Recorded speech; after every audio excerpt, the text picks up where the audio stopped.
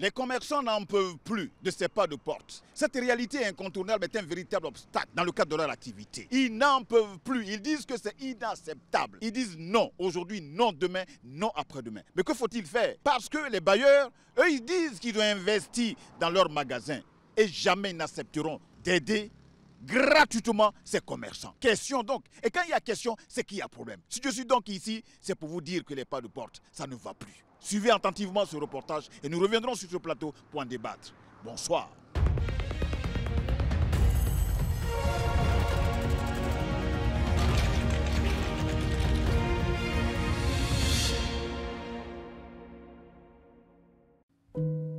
Emmanuel, jeune diplômé en cuisine et gastronomie, nourrit depuis toujours le rêve d'ouvrir son propre restaurant. Motivé, il se lance dans l'aventure entrepreneuriale, prêt à réaliser son projet. Mais dès le début, il se heurte à une réalité bien plus complexe que celle de la cuisine. Pour obtenir un local, il découvre le fameux pas de porte, un droit d'entrée exigé par les propriétaires. Ce montant souvent astronomique devient rapidement son premier obstacle majeur. On veut louer magasin, mais franchement, c'est compliqué. On nous parle de pas de porte, on n'a pas les moyens. Un entrepreneur, et franchement, quand on te parle de pas de porte, on te parle de 2 millions, 4 millions, toi-même là. Ça dit ton capital même, ça n'arrive même pas à 500 000. Tu as prévu un budget de 500 000, peut-être 1 million à la rigueur pour pouvoir prendre un magasin, réhabiliter, mettre les trucs dedans, je ne sais pas, la marchandise. Mais après, tu vois que c'est compliqué. Donc c'est un peu ça. Donc on a décidé de cuisiner à la maison. Voilà. Vous avez parcouru combien d'offres et puis on vous a dit de payer, c'est à tout moment où vous disiez de payer les pas de porte? Il y a plusieurs offres. Par exemple, les magasins qu'on construit en truc, comment je peux expliquer ça? En global, tu vois, les magasins qu'on construit, plusieurs magasins. Voilà, on est parti visiter. Chez nous, c'est un truc qui a coûté moins cher. Peut-être ils ont reconstruit, ça a coûté moins cher pour que ça puisse aller vite. Mais si tu as demandé là, c'est Kadhafi. Donc c'est ça. Plusieurs offres comme ça. Plusieurs offres. Même les magasins, même lambda, là, chez les propriétaires qu'on connaît habituellement, là, tu t'en vas prendre, on va te parler de caution 6 mois. Le magasin coûte 200 000. C'est où tu vas enlever l'argent. C'est dur. Emmanuel commence alors à parcourir les annonces immobilières à la recherche d'un local adapté. Les prix des pas de porte qui varient entre 5 et 20 millions de francs CFA l'accablent. Chaque proposition semble hors de portée pour un jeune entrepreneur comme lui qui n'a pas encore de fonds solides. Malgré sa détermination, le poids financier de ces sommes lui apparaît insurmontable. Le rêve de restaurant devient un mirage difficilement atteignable dans un marché immobilier qui se resserre. Oui, c'est un frein. C'est un frein surtout pour nous entrepreneurs. Pour nous qui venons de nous lancer dans l'entrepreneuriat, c'est un frein pour nous, ça ne nous arrange pas. En aucun cas, ça nous arrange. Donc là, essayez de revoir. Voilà, comme ça, nous aussi, on va essayer de sortir la tête de l'eau. Parce qu'on ne peut pas venir investir dans quelque chose que toi-même, tu ne sais pas si ça va prendre. Un magasin, peut-être regarde le local. Si tu n'as pas fait de publicité toi-même, qu'est-ce qui prouve même que le coin va marcher? Donc tout ça, là, c'est des trucs qu'on analyse avant de se lancer dans l'entrepreneuriat. Donc franchement, essayez de revoir ça, s'il vous plaît. Est-ce que là où vous avez l'habitude de partir, on vous a dit ce que c'était le pas de porte? Est-ce qu'on vous a dit ce que c'est? Bon, moi, généralement, je ne prends pas la peine d'écouter. Je ne me suis pas renseigné à proprement dit sur cette histoire de pas de porte. Parce que déjà, même quand on me dit le montant, je suis découragé. Donc, je ne peux pas aller en profondeur encore pour aller demander, mais pourquoi? Ça ne m'intéresse plus. Voilà, parce que ce n'est plus à mon niveau. Face à cet obstacle, Emmanuel doit revoir sa stratégie. Après plusieurs mois d'angoisse et de recherches infructueuses, il choisit de renoncer à la location d'un local physique. Plutôt que d'abandonner, il décide de se réinventer. C'est ainsi qu'il se tourne vers un modèle économique plus flexible. Il lance son service de cuisine à domicile en ligne. Il peut ainsi s'affranchir des coûts exorbitants liés au pas de porte, tout en gardant l'espoir de faire croître son entreprise à son rythme. Nous sommes allés voir un magasin à Yopougon, vu que c'est à Yopougon je suis, parce que je voulais commencer. Donc je suis allé me renseigner et je me suis renseigné sur le fait de savoir si on payait les 4 millions qu'ils nous demandaient. Est-ce que c'était garanti après qu'on nous rembourse. On dit non, que ce n'est pas possible, que ça ne garantit pas. Ça, il y avait d'autres conditions? Il y avait d'autres conditions. Il y avait la caution, il y avait l'avance, et puis il n'y avait pas de porte encore. Et qu'est-ce qu'on vous a dit sur les pas de porte? Que c'est remboursable ou pas? C'est pas remboursable. Non, on nous a dit que ce n'est pas remboursable. Je ne sais pas pour les autres, mais moi, personnellement, on m'a dit que ce n'est pas remboursable. Ça ne garantit absolument rien. Voilà. Chez moi, avant, je pensais que lorsque tu donnes pas de porte là, c'est comme si le magasin t'appartenait chez moi. Mais après, j'ai tout de suite compris que le magasin ne t'appartient pas. C'est même pas pour toi. Donc, faut même pas, tu vas essayer de mettre ta tête dessus. Franchement, pas de porte là. Les autorités, essayez de voir. Parce que nous, ça nous intrigue. Nous, les entrepreneurs là, on ne peut pas faire quelque chose. Parce que, je ne sais pas, essayez de voir. En tout cas, j'appelle tous ceux qui sont à la tête de pas de porte. Parce qu'on ne sait même pas d'où ça vient. On ne sait pas où c'est quitté. Essayez de voir, franchement, et puis essayez de nous arranger. Vous voyez, quand c'est comme ça là, nous les jeunes, on va quitter la Côte d'Ivoire pour aller en Europe sur bateau. On ne veut pas ça. On veut rester dans notre pays pour pouvoir investir ici. Ici, en Côte d'Ivoire, il y a l'argent. Mais essayez de voir votre histoire de pas de porte là, parce que ça ne nous arrange pas. On est fatigué. Mais alors, le pas de porte, qu'est-ce que c'est? C'est en fait une somme d'argent versée par le locataire au propriétaire d'un local commercial vacant lors de son entrée dans le bien. Son montant n'est pas défini et chaque propriétaire a le choix de fixer son prix. Cette pratique est légale, mais très peu réglementée par la loi. Conséquence, peu de gens comprennent son utilité. Il est d'usage de verser un pas de porte au propriétaire qui considère cette somme comme une compensation par rapport à la clientèle établie ou la valeur commerciale du local en location. En Côte d'Ivoire, le pas de porte représente un obstacle majeur pour de nombreux jeunes entrepreneurs. Ce droit d'entrée, souvent très élevé, empêche l'accès à des locaux commerciaux adaptés pour les petites entreprises. Cette exigence financière pèse lourdement sur les créateurs d'entreprises, limitant leur capacité à se développer et freinant l'innovation. Le système favorise ainsi les grandes structures au détriment des initiatives individuelles, restreignant la diversité économique et l'accès à l'entrepreneuriat pour ceux manquant de ressources. Il y a quelques années, Léon, un entrepreneur ambitieux, réussit à acquérir un magasin dans la grande commune de Yopougon. Pour cela, il a dû verser une somme conséquente de 6 millions de francs CFA en pas de porte, en plus des exigences de caution et d'avance. Malgré l'énormité de cette somme, il savait que c'était un investissement nécessaire pour se lancer. Son commerce s'est rapidement développé, lui offrant la chance de se faire un nom dans un quartier dynamique et très fréquenté. Pour la majeure partie de nous entrepreneurs, les pas de porte, ouais, ça fait peur. Parce qu'on entend parler de ça, c'est la première des choses à laquelle on pense avant de souscrire à la location des magasins. Et du coup, c'est une réalité qui fait peur. Pourquoi pour vous ça fait peur justement? C'est principalement à cause du montant.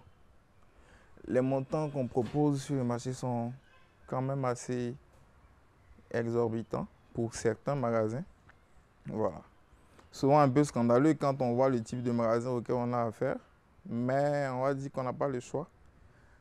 Parce que quand tu veux entreprendre, ce sont les risques du métier. Donc il y a des fois où les personnes sont assez flexibles, il y a des fois où c'est assez difficile et donc on est obligé d'abdiquer. C'est des montants qui tournent autour de combien? Comme je disais tantôt, ça dépend de la superficie du magasin, du positionnement du magasin. Donc ce sont des montants qui peuvent aller de 500 000 à 1 million, 6 millions, 10 millions. Ça dépend de la structure et surtout du positionnement. Récemment, souhaitant étendre son activité et ouvrir un autre magasin, Léon se rend compte de l'évolution inquiétante du marché immobilier commercial.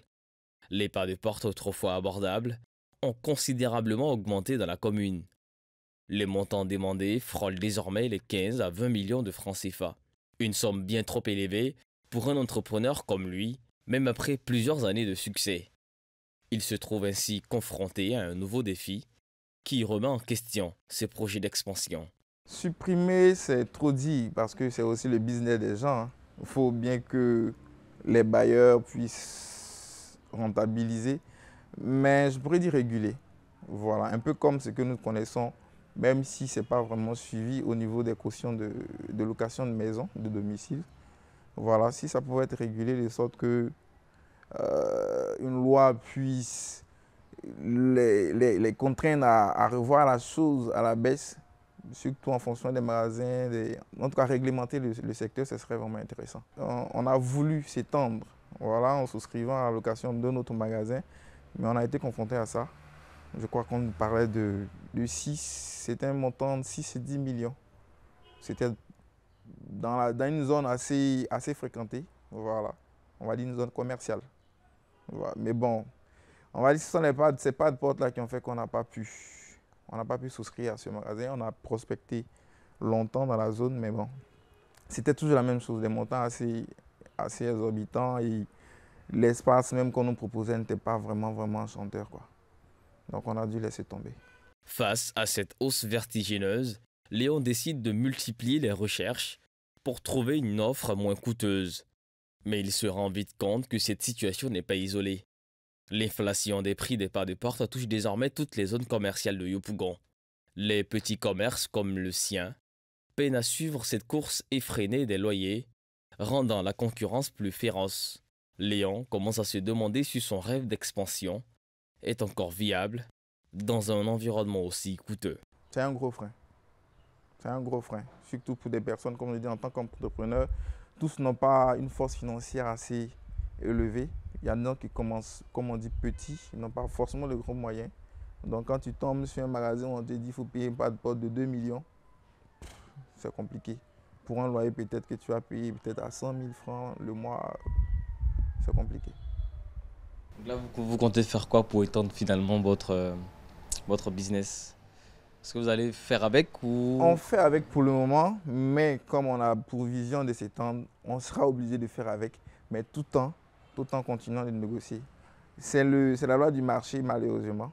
Donc on sera obligé de s'y contraindre, quoi. Mais toujours, on recherche toujours le mieux. Voilà. Le pas de porte qui sera proposé avec un coût assez réduit. Voilà. Léon n'est pas le seul à faire face à ce phénomène. De nombreux entrepreneurs locaux subissent les mêmes pressions économiques. La flambée des prix des pas de porte contribue à l'exclusion des petites entreprises et freine l'innovation dans des secteurs où des jeunes talents pourraient s'exprimer. Léon envisage maintenant d'explorer des alternatives comme des espaces de coworking ou même la vente en ligne pour poursuivre son expansion sans se soumettre à la dure loi du marché immobilier commercial. C'est sur les réseaux sociaux que l'on retrouve de nombreuses offres immobilières commerciales. Tous mentionnent invariablement l'exigence du pas de porte, une somme souvent disproportionnée qui freine l'accès à des locaux commerciaux et limite les opportunités pour les petites entreprises et les jeunes créateurs. 8e tranche. Combien? Le loyer? 150 000. Pas de porte 2 millions. Oui, pas de porte 5 millions. Pas de porte 5 millions. Oui, 5 millions, vous avez vu ça aussi? Ouais, je viens de voir ça. Et c'est quoi les conditions? Le 5 mois, plus pas de porte 2 millions de recherche. Tu vas réfléchir 2 mois d'avance, 1 mois à ça. Le loyer, là, 60 000, pas de porte 1 million. Pas de porte 1,5 million. Maître Ntri, juriste, alerte sur le vide juridique entourant la question des pas de porte en Côte d'Ivoire. Selon lui, la réglementation actuelle est floue et laisse place à des pratiques abusives. Le marché immobilier commercial est dominé par des exigences de pas de porte qui, dans certains cas, ne correspondent pas à aucune norme officielle. Cette situation crée un climat d'incertitude pour les entrepreneurs qui sont souvent contraints d'accepter des conditions injustes. Le pas de porte n'est pas reconnu en tant que tel par la loi, c'est-à-dire qu'il n'y a pas de législation autour du pas de porte. C'est une pratique commerciale qui a été calquée sur le droit français. Parce que sur le droit européen, là-bas, le pas de porte est reconnu. Ça peut être une redevance du loyer ou une indemnité. Vous comprenez? Voilà, c'est comme ça. Et l'acte uniforme du droit commercial général, portant sur le droit commercial général, qui est dans notre document juridique, permet aux commerciaux les pratiques entre commerçants. Je ne sais pas si on se comprend.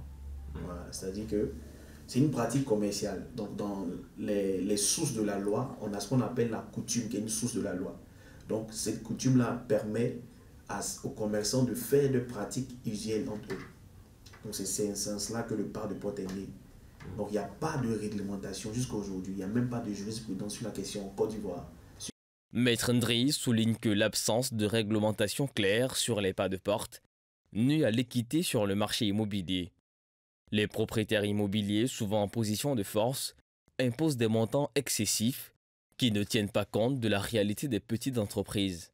Cette liberté totale d'accorder aux bailleurs de fixer les prix sans contrôle empêche l'accès à des locaux commerciaux à ceux qui en ont réellement besoin, notamment les jeunes entrepreneurs. Oui, un vide juridique, ça se laisse dire parce que la loi n'a pas expressément parlé du pas de porte. Le législateur OHADA ne l'a pas fait. Vous comprenez? Donc, on peut aller sur ce thème-là, le vide juridique. Mais, il n'interdit pas. C'est ça le problème. Il n'interdit pas. Si c'était interdit, cette pratique allait tomber sous le coup de la loi pénale. C'est ça. Mais ce qu'on remarque, c'est que la loi pénale aussi n'en parle pas. Elle ne tombe pas sous le coup de la loi pénale. Il y a une règle en droit qui dit s'il n'y a pas de règle, il n'y a pas de sanction. Ça veut dire qu'il n'y a pas d'infraction constatée en la matière. Pourquoi? Parce que je dis encore que le droit commercial est régi par un acte uniforme. Et l'acte uniforme consacre les pratiques commerciales. C'est-à-dire que les usages qui se font dans le commerce, là, elles ont force pour les parties qui consentent à cela. Donc si je te dis que pour rentrer dans mon local, j'ai besoin d'un pas de porte, c'est toi qui es libre d'accepter ou pas. Du moment que tu acceptes, c'est une convention qui a été légalement formée sur la base de la volonté des parties. Ainsi, on ne peut pas dire que le pas de porte est interdit. Parce que deux personnes qui ont la qualité, la capacité d'agir ont consenti à le faire. Pour Maître Ndri, l'État ivoirien a un rôle crucial à jouer dans la régulation de ce secteur. Il préconise une législation qui encadre les pratiques des pas de porte, en établissant les seuils clairs et des critères transparents pour les bailleurs. Cela permettrait de limiter les abus et de garantir une certaine justice pour les entrepreneurs, particulièrement ceux qui n'ont pas de ressources suffisantes pour faire face à des demandes financières disproportionnées. Le pas de porte n'est pas remboursable. Le pas de porte n'est pas remboursable. La caution, elle est remboursable et elle est remboursable dans un délai d'un mois. C'est-à-dire que si vous sortez du local, le bailleur peut prendre un mois pour vous rembourser la caution. Mais le pas de porte, non. C'est ça que je dis. Moi, je conseille à mes clients, lorsqu'ils veulent entrer dans un local, de mettre des conditions par rapport au pas de porte. Parce que comme je le dis, c'est un accord de volonté. C'est un accessoire normalement au contrat de bail. Donc c'est à vous de vouloir insérer ça dans le contrat ou de faire un document à part entière dédicacé au pas de porte. C'est sur la base de ce document que vous serez protégé ou pas. Mais si vous acceptez de manière verbale de payer un pas de porte contre une décharge qui n'encadre rien cette formalité, vous êtes, comme on dit en Côte d'Ivoire, dans pain. Parce que ce dernier-là va vous dire que je ne le rembourse pas. Parfois, il permet au preneur qui est en train de sortir de chercher un autre, c'est-à-dire le futur preneur, et de lui reverser ce pas de porte avant de partir. Donc, par moment, certains bailleurs permettent aux locataires sortants de pouvoir se faire rembourser le pas de porte sur celui qui va entrer. En régulant la question des pas de porte, l'État pourrait non seulement protéger les entrepreneurs locaux, mais aussi stimuler l'innovation et la diversité économique. Maître Ndri conclut que la réglementation serait bénéfique à la fois pour les petits commerçants et pour l'économie nationale. En assurant un environnement commercial plus équilibré, la Côte d'Ivoire pourrait émerger de nouvelles entreprises, créatrices d'emplois et de richesses, tout en réduisant les inégalités économiques.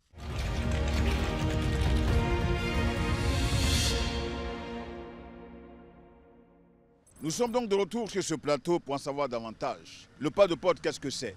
Nous nous sommes permis d'inviter sur ce plateau donc le représentant de l'Union des commerçants de Côte d'Ivoire. Vous vous appelez comment, monsieur? Roland. À côté de vous, vous avez donc un juriste, n'est-ce pas? Vous allez nous rappeler votre nom? Fabrice Folly. Alors Fabrice, moi je voudrais au nom de l'équipe de production et de la direction de l'AFTV vous dire infiniment merci pour votre constance. Chaque fois qu'on vous sollicite, vous répondez présent parce que vous avez compris que cette émission en fait c'est pour informer, dire ce qui ne va pas dans notre société et faire en sorte qu'on puisse rectifier le tir. Le pas de porte, qu'est-ce que c'est? Le pas de porte, c'est une somme qui est fixée par le bailleur à à une personne qui veut bien occuper, un acquérant qui veut occuper un local, il lui fixe un prix, un montant qu'il doit payer, qui est dans l'ordre de millions, et ce montant est non remboursable. Et il varie en fonction de l'attractivité et de la position du local en question. Mais il lui fixe ce prix par rapport à quoi? Justement, par rapport à l'attractivité et la position du magasin, par exemple, un magasin qui est situé en bordure de route, qui est bien situé, alors le propriétaire il est obligé de donner un pas de porte exorbitant de 20, 30, 40 millions pour contraindre l'acquérant à l'avoir. Donc c'est une pratique pour nous qui est inacceptable.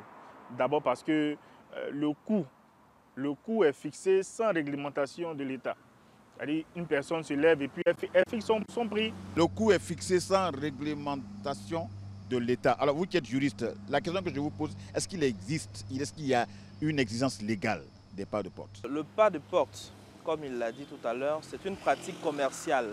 On retrouve cette pratique-là beaucoup dans le cadre du bail à usage professionnel, c'est-à-dire le bail qui intéresse non seulement les commerçants qu'on connaît là, les professionnels, c'est-à-dire activité libérale, en tout cas tous ceux qui exercent une activité professionnelle, artisanale ou commerciale. C'est donc une pratique qui va beaucoup, qui va se retrouver beaucoup dans leur domaine. L'État n'a pas légiféré sur la question du pas de porte. On a en la matière du bail à usage d'habitation un acte uniforme portant droit commercial général qui régit tout ce qui est rapport entre bailleurs et preneurs en matière de bail à usage d'habitation. Et on est en matière contractuelle. Vous savez que chez nous, les conventions légalement formées tiennent lieu de loi aux parties qui les ont formées. Donc, en dehors du cadre légal, il y a le cadre conventionnel qui vient encadrer toutes ces choses. L'État, comme en matière de bail à usage d'habitation, n'a pas fixé de quantum. Mais voilà, écoutez. Ça veut dire quoi le quantum? Ça veut dire quoi? N'a pas fixé, par exemple, un montant à ne pas dépasser. Vous allez voir, par exemple, qu'en matière de bail à usage d'habitation, l'État est monté au créneau et a dit on n'excède pas 2 mois de dépôt de garantie, on n'excède pas 2 mois d'avance de loyer. Bon, en principe, même l'avance, là, on ne doit pas prendre d'avance de loyer. Le dépôt de garantie, ok, mais pas d'avance de loyer. L'État est monté donc au créneau pour légiférer sur la question. Mais en ce qui concerne le bail à usage professionnel, on se dit qu'on est dans une matière commerciale, dans une matière professionnelle, et qu'il y a des exigences, il y a beaucoup de choses. Donc l'État, pour l'heure, n'a pas encore légiféré sur la question. Donc, il est quand même temps que l'État puisse légiférer parce que eux, ils sont des commerçants, ils payent aussi les mêmes impôts chez l'État. L'État ne peut pas dire que c'est une action commerciale, donc je me garde pour l'instant d'intervenir. Pendant ce temps, comment l'État fait pour stabiliser son économie? Parce que tous ceux-là sont dans une activité légale et donc ils payent leurs impôts. On fait quoi pour les protéger? Vous savez, il faut faire attention lorsqu'on touche à la liberté contractuelle. Il faut faire très attention lorsqu'on touche à la liberté contractuelle. Vous savez, le contrat par lui-même est régi par des principes. L'accord de volonté est régi par des principes. Ces principes sont pour la plupart immuables et intangibles. Quand vous voulez porter atteinte à une matière qui concerne l'accord des parties, il faut prendre en compte beaucoup d'aspects. C'est vrai qu'aujourd'hui, les commerçants sont lésés, mais les propriétaires aussi, il faut dire la vérité. Le propriétaire qui bâtit son local en bordure de voie, il ne l'a pas acquis au même prix que celui qui est à l'intérieur. Je veux dire que je ne suis pas pour ou contre. Je ne dis pas aussi pourquoi aujourd'hui l'État ne légifère pas, mais je veux dire qu'il y a beaucoup de choses à prendre en compte avant que l'État s'immisce dans cette affaire-là. Donc, il y a des paramètres dont on doit tenir compte. Celui, par exemple, qui a un local en bordure de voie à Djamé, vous allez voir que ce monsieur-là n'a pas le même chiffre d'affaires que celui qui est à Bobo, mais dans un quartier qui est presque enclavé. Donc, il y a tous ces éléments-là qu'il faut voir. Est-ce que si, parce que quand vous allez acquérir un terrain en bordure de voie, on va vous le vendre par exemple à 100 millions, mais à l'intérieur du quartier, on va vous le vendre à 30 millions. Bon, est-ce que si on procède comme ça va arranger le propriétaire, ça va arranger le commerçant? Il faut toujours trouver le juste milieu. Et je pense que l'État est dans cette dynamique-là. Et comme vous abordez la question, je pense que les pouvoirs publics vont apprécier la cause. Et puis, voilà. Vous avez des commentaires à faire. Vous n'acceptez pas les conditions posées donc par le bailleur. Aujourd'hui, il n'y a pas une possibilité que l'État intervienne. on estime qu'il faut se garder de se mêler d'une action commerciale. Vous comptez faire quoi? Bon, déjà, un commerçant, il faut dire qu'il fait une activité pour lui aussi rentabiliser. Mais déjà, lorsqu'il y a...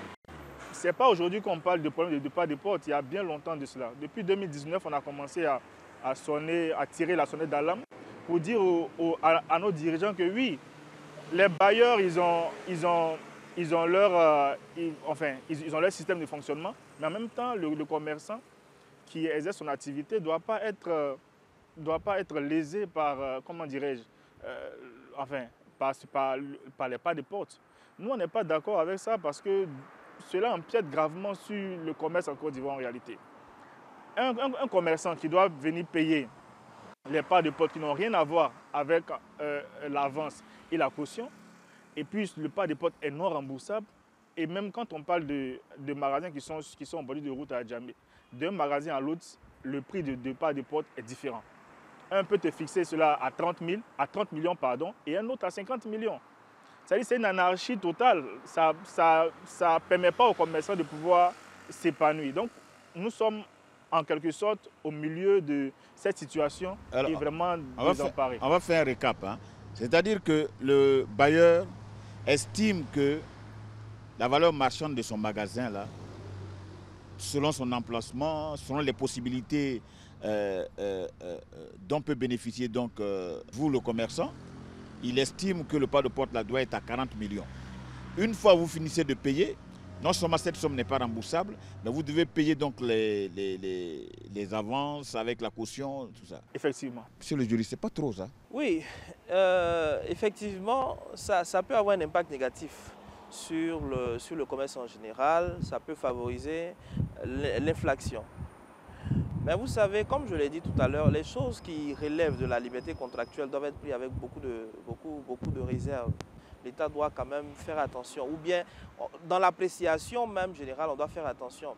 Puisqu'il y a beaucoup de choses à prendre en compte. J'abonde dans son sens pour dire qu'il est vrai qu'on doit avoir peut-être des tests qui vont encadrer la pratique pour ne pas qu'il y ait des sommes exorbitantes à payer de la part du commerçant.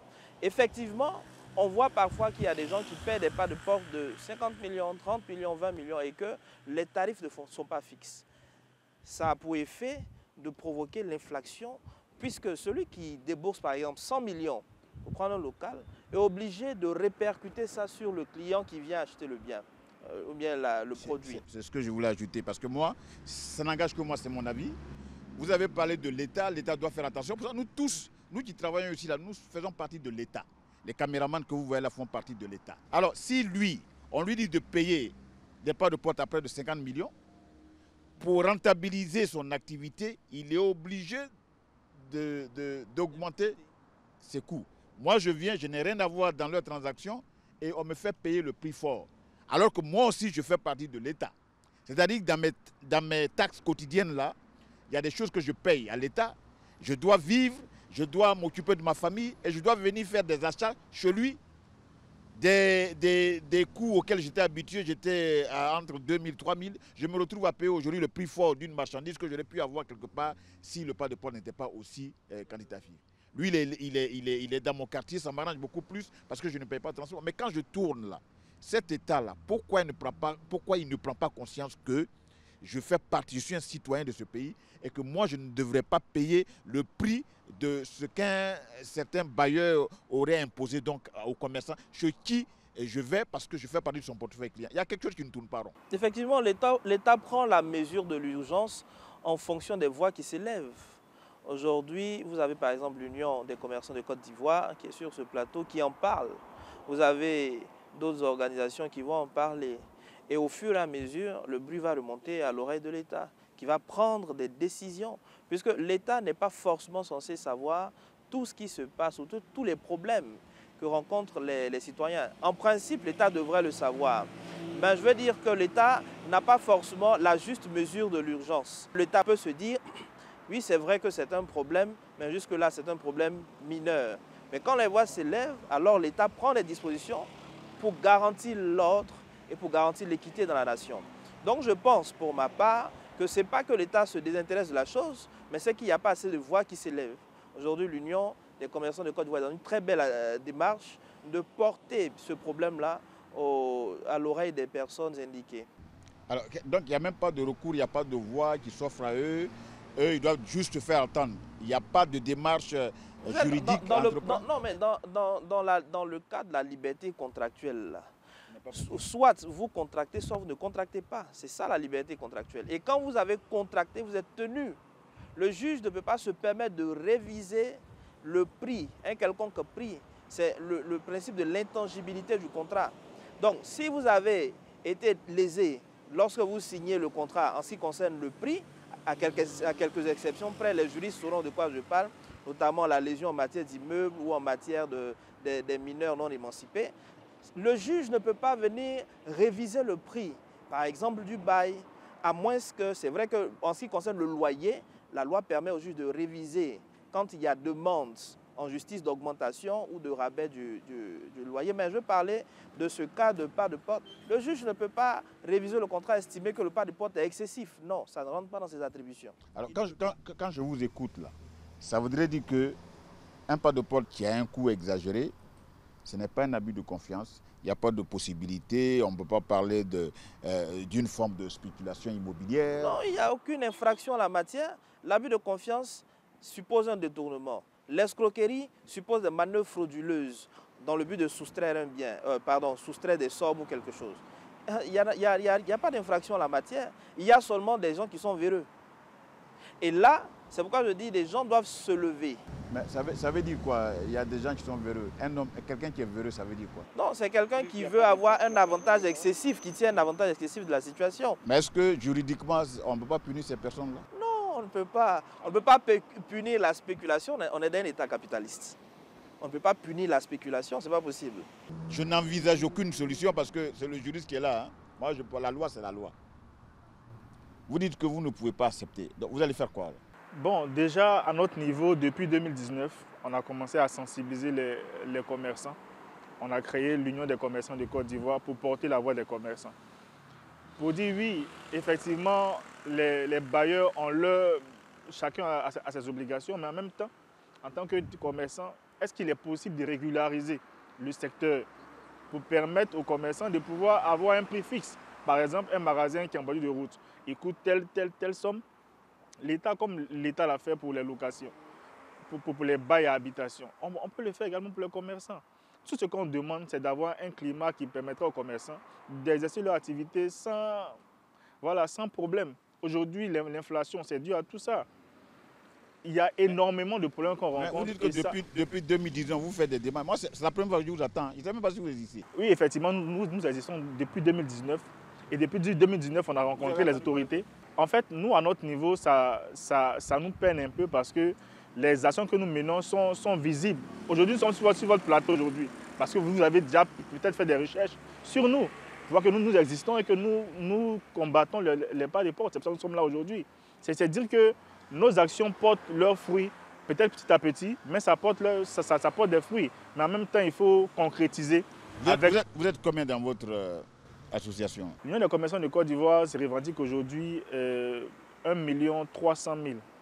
1 300 000 personnes qui sont adhérentes. Vous avez déjà eu des échanges avec les bailleurs? On n'a pas encore eu d'échanges puisqu'il n'y a pas de coalition, il n'y a pas d'union avec chaque bailleur. En fait, il exerce son activité indépendamment d'un groupe ou d'une union. Donc c'est un peu difficile de trouver des représentants. Vous qui êtes organisé là, pourquoi vous ne prenez pas cas par cas? Je veux dire que si aujourd'hui un de vos membres a des difficultés avec un bailleur, pourquoi cette union-là ne prend pas les taureaux par les cornes pour aller discuter avec ce bailleur pour dire non, ce que vous faites là, ce n'est pas normal? Qu'est-ce que vous avez déjà fait comme grande action pour vous faire attendre par l'autorité? Déjà, on a mené des actions sur le terrain, comme j'ai dit, premièrement dans la sensibilisation, et second, on a rencontré les autorités ivoiriennes pour mettre la question sur la table. Qui? Vous avez rencontré quelle autorité? On a rencontré le Premier ministre en son temps, M. Patrick Hachi, pour échanger avec lui concernant la question. Et vous a dit quoi? Et jusqu'à présent, on n'a pas eu de suite favorable. Non, mais le jour où vous l'avez rencontré, il vous a dit quoi exactement? Bon, effectivement, c'est les questions qui allaient être étudiées. C'est les questions qui allaient être étudiées pour trouver le juste milieu, pour permettre à ce que la voix que nous avons, en fait, le cri de cœur que nous avons envoyé vers eux puisse porter du fruit. C'est comme le juriste l'a dit tout à l'heure. Peut-être que c'est la raison pour laquelle on n'a pas encore eu de réponse favorable. Sinon, depuis longtemps, on tape à des portes. C'est en quelle année vous avez vu le Premier ministre agir, Patrick? Nous avons vu en 2019. En 2019, je peux oui, en 2019. 2019, nous sommes en 2025. Il n'est plus là. Regardez cette caméra-là, considérez que la caméra, c'est l'actuel Premier ministre Beugre Mambé. Parce que je n'ai pas le pouvoir d'organiser une audience pour vous. Je veux que vous lui parliez. Si vous le voyez, vous allez lui dire quoi? C'est lui qui est là, hein, la caméra. Là. Excellence, Monsieur le Premier ministre, aujourd'hui, les commerçants souffrent véritablement du problème de pas de porte. On n'a aucune issue. En entendant même le juriste sur le plateau, il n'y a pas encore de solution tangible pour permettre aux commerçants de Côte d'Ivoire de pouvoir exercer leur activité de façon sereine. Alors je profite de cette émission pour venir vers vous faire un plaidoyer pour trouver une solution au problème de pas de porte. Parce qu'actuellement, les commerçants en souffrent énormément. On paie les pas de porte, on paie la caution, on paie les taxes. Et jusqu'à présent, plusieurs commerçants se tournent vers le e-commerce. Et l'État n'a plus la main, ne peut plus avoir une vision claire de l'activité commerciale en Côte d'Ivoire. Donc nous venons, en tout cas par cet appel, demander votre clémence pour que vous puissiez vous pencher véritablement sur le problème des pas de porte. Aidez-nous parce que nous souffrons énormément de ce problème. Monsieur le Premier ministre, il vous l'a dit, hein, aidez-le parce qu'il souffre énormément.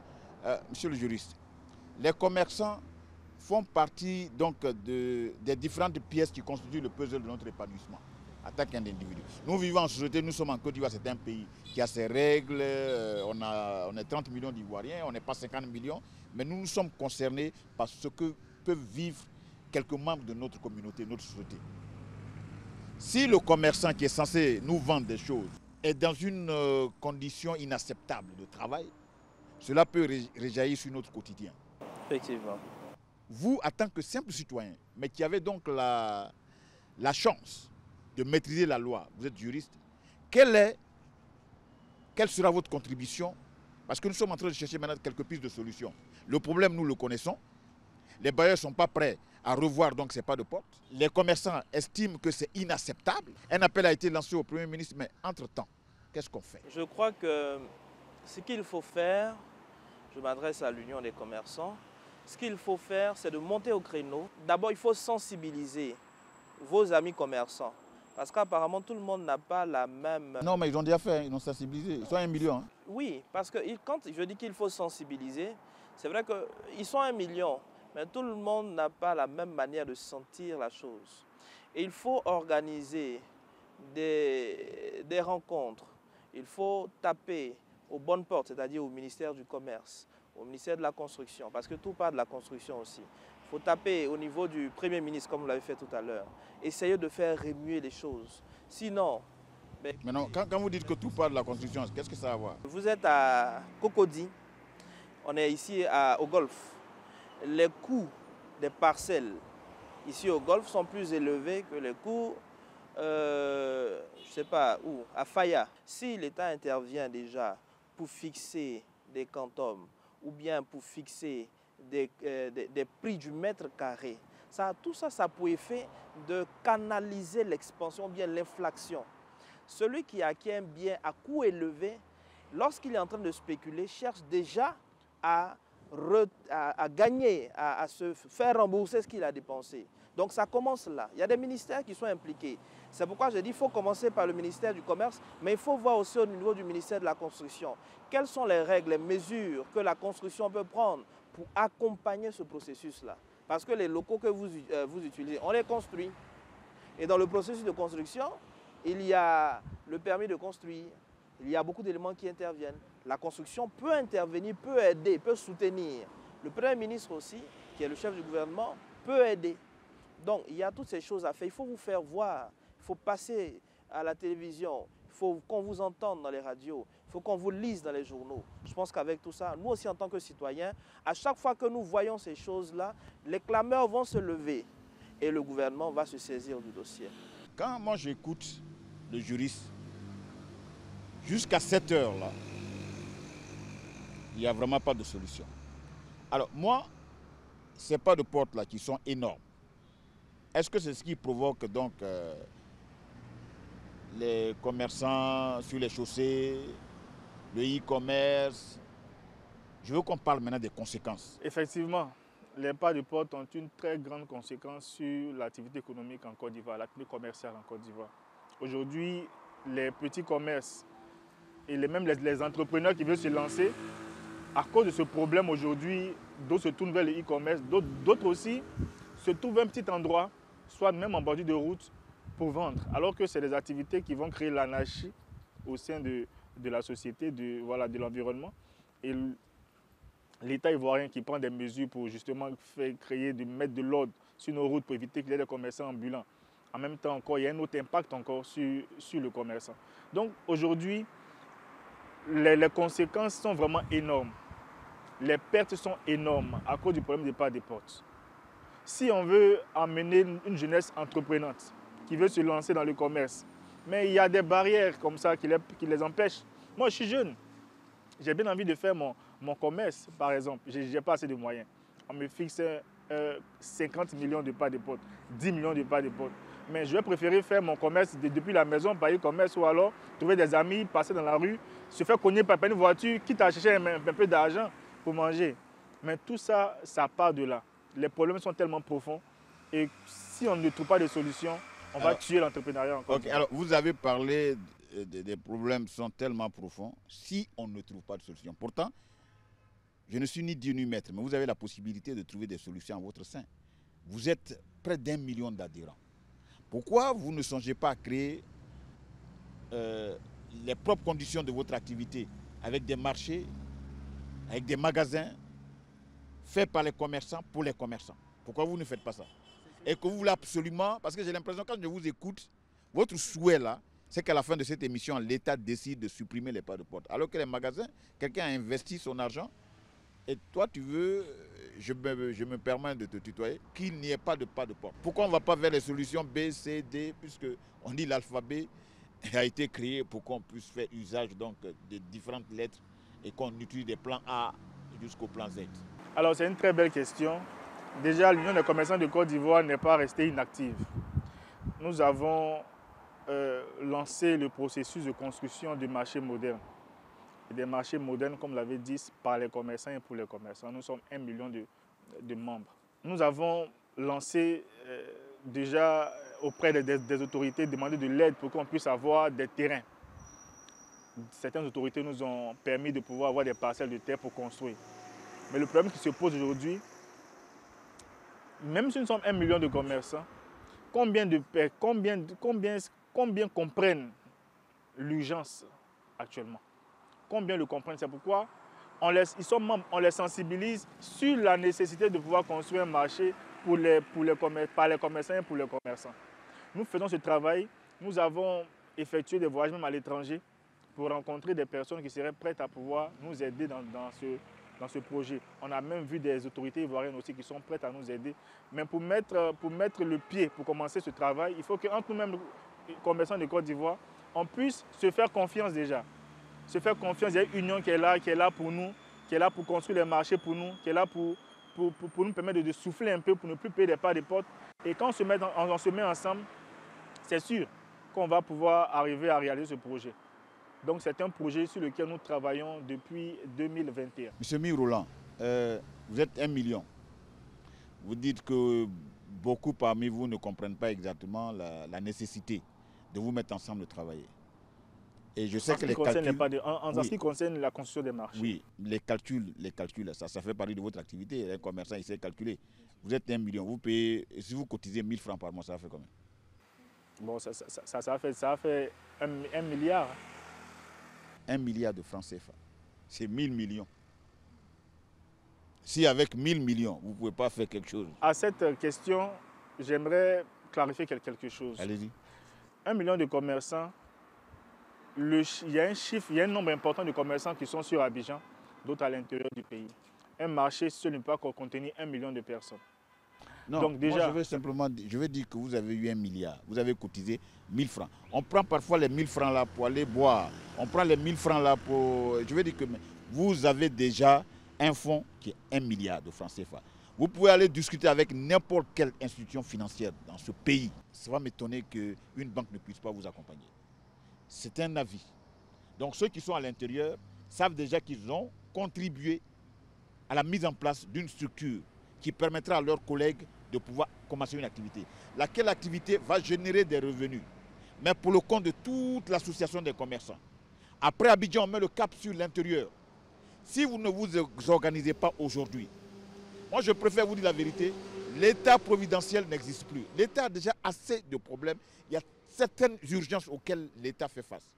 Et c'est pour ça que le juriste disait tout à l'heure, nous sommes dans un pays de droit et l'État doit se garder de se mêler d'un contrat qui a été signé en toute liberté. Avant de signer le contrat, le propriétaire du magasin vous a dit, moi mon pas de porte là, c'est 100 millions. Donc tu ne peux pas finir de le signer et puis tu vas venir dire non, je ne suis pas d'accord avec ça. C'est dès le départ que tu dis non, ça ne peut pas marcher. Et si vous passez devant 10 bailleurs qui disent la même chose, cela voudrait simplement dire qu'il va falloir vous organiser pour prendre votre destin en main. Nous, on a besoin que les choses s'arrangent pour vous, parce que c'est sur vous qu'on compte pour faire nos achats. Nous ne sommes pas des commerçants. Si ça ne va pas chez vous, nous, simples citoyens lambda, quand on a envie de faire plaisir à nos enfants, si tous les magasins sont fermés, ce n'est pas normal. Ce n'est pas bon pour nous. Donc on ne peut pas accepter que vous puissiez être dans cette situation. Même le juriste qui est assis à côté de moi, qui nous donne toutes les lois là pour dire non, il faut que se garder de faire ceci, c'est un citoyen. Et il sait très bien que si vous ne marchez pas là, lui, ça ne va pas marcher. Vous pouvez faire quelques commentaires là. Oui, ce que vous dites est absolument vrai. C'est absolument vrai. Je crois que cette pratique de pas de porte là a quand même une certaine influence néfaste sur les activités de nos amis les commerçants.